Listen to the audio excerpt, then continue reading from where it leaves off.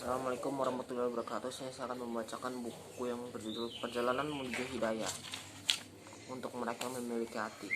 Ia terus mengucapkan ingin pergi dan selalu menyebut-nyebutnya hingga Uta terlambat di depan pintu rumahnya, terus menguntitnya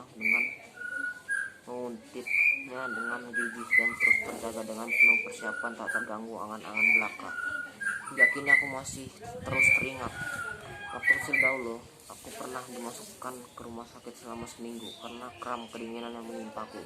Setelah keluar dari rumah sakit, aku mendengar dokter memberitahukan kepada orang tua aku bahwa kesehatanku sekarang sudah baik. Tetapi penyakit ini akan berpengaruh juga di masa mendatang. Tahun demi tahun pun berlangsung, aku beranjak dewasa dan kemudian menjadi seorang ayah. Kadang-kadang aku merasa lelah hanya karena sedikit tenaga yang kukeluarkan. Ayo pergi ke rumah sakit untuk menjalankan pemeriksaan lengkap. Ternyata terbukti bahwa aku memiliki kelemahan di bagian katup jantung, sehingga harus menjalani operasi jantung. Kelemahan itu berasal dari penyakit kram yang menimpaku beberapa tahun yang lalu dan kemudian berkembang menjadi reumatik jantung. Aku berusaha membujuk dokter supaya memberi pengobatan dan istirahat saja, sehingga tidak perlu dioperasi. Tapi dokter itu memberitahuku, Anda baru merasa perlu dioperasi setelah beberapa bulan. Anda akan yakin sendiri nanti. Ternyata terbukti setelah beberapa bulan aku mulai terlihat lemah dan pucat sekali. Aku memutuskan untuk ridho terhadap takdir Allah. Aku menyerahkan urusan ini kepada Allah semata. Setelah menjalani pemeriksaan lengkap dan berbagai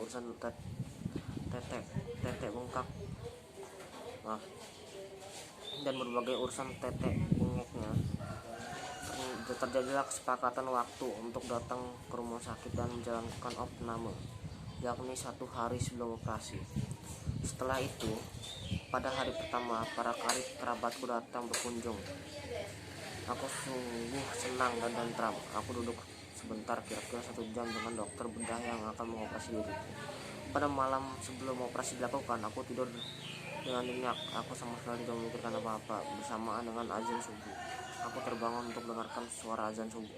Azan itu, lantunannya masuk ke dalam lubuk hati, menggetarkan jiwaku. Hatiku berbisik mengusik ketenanganku. Aku tidak tahu apa yang sedang terjadi pada diriku. Pasti itu berat. Mungkin saja ini adalah hari terakhirku di dunia, dan mungkin ini adalah azan terakhir yang engkau dengar. Berbagai bisikan datang dari berbagai penjuru. Di mana engkau selama ini? Sebuah pertanyaan yang menyebabkan air mata mengalir dari kedua mataku. Hari-hari yang lalu telah pergi bagai mimpi. Di mana upayaku menghadapi alam akhirat. Lihatlah, kini kematian telah mendekat. Ketika aku mengangkat pandanganku, tiba-tiba aku lihat seorang perawat laki-laki sudah berada di depan kepalaku. Ada apa dengan Anda? Aku tidak menjawab, karena memang aku tidak memiliki jawaban. Akan tetapi perawat itu dapat menangkap kegelisahan dan kegoncanganku. Jadi ia memang sudah memperkirakan hal itu. Saat itu pula ia sudah memegang jarum bius. Aku mengulurkan tanganku.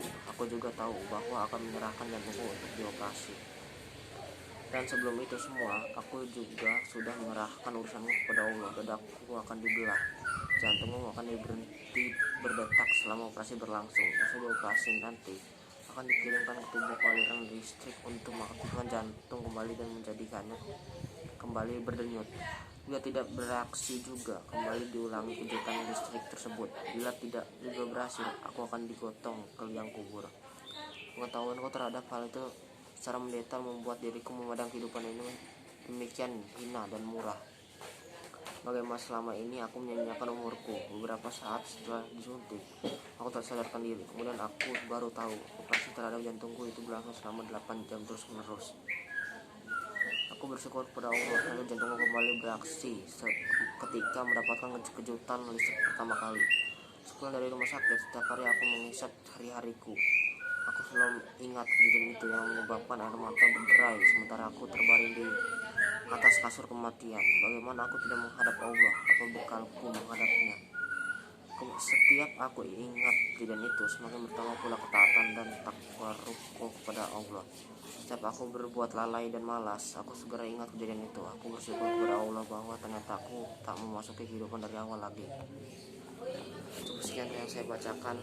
Apabila ada kesalahan dalam membaca, mohon maafkan. Saya akhiri. Wassalamualaikum warahmatullahi wabarakatuh.